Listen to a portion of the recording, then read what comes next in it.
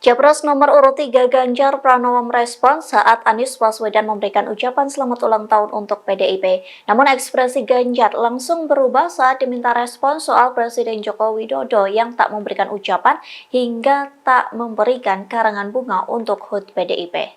Dikutip dari siaran langsung Facebook tribunnews.com, Ganjar mengucapkan terima kasih kepada Anies Baswedan yang sudah memberikan ucapan selamat ulang tahun ke PDIP melalui akun Instagram pribadinya. Dengan senyum sumringah, Ganjar mengaku PDIP senang mendapat ucapan dari Capres nomor urut 1 itu. Ganjar berharap ucapan tersebut sebagai awal persahabatan antara PDIP dengan Anies Baswedan. Lantas awak media meminta respons Ganjar soal ketidakhadiran Jokowi hingga tak memberikan ucapan selamat ulang tahun. Mendengar hal tersebut, senyum Ganjar langsung memudar. Ia menduga Jokowi lupa memberikan ucapan lantaran melakukan kunjungan ke Filipina. Ganjar pun membeberkan tak biasanya Jokowi lupa hingga absen dari HUT PDIP. Mantan Gubernur Jawa Tengah itu mengaku tidak ada komunikasi dengan Jokowi. Ia berujar kalaupun Jokowi mengucapkan selamat ulang tahun, biasanya disampaikan langsung ke DPP PDIP.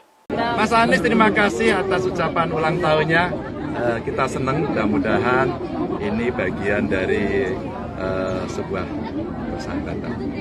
Mas, tadi Pak Jokowi tidak memberikan karangan bunga dan juga video ucapan gimana Mas? Namanya dari Mas seperti apa? Beliau di Filipina kok. Kan lupa bisa kali, biasanya datang ngucapin kok. Iya. Oh enggak. Kalau WA-WA jarang, biasanya umpama ajudan gitu. Kalau beliau langsung tidak.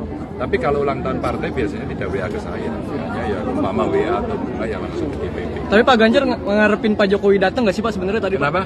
Pak Ganjar ngarepin Pak Jokowi datang nggak sih Pak sebenarnya tadi Ya, di enggak, PDI? sampai hari ini sih saya tidak melihat beliau mundur dari partai, kan tidak. Kalau masih anggota biasanya juga kepingin datang gitu. Download Tribun X sekarang, menghadirkan lokal menjadi Indonesia.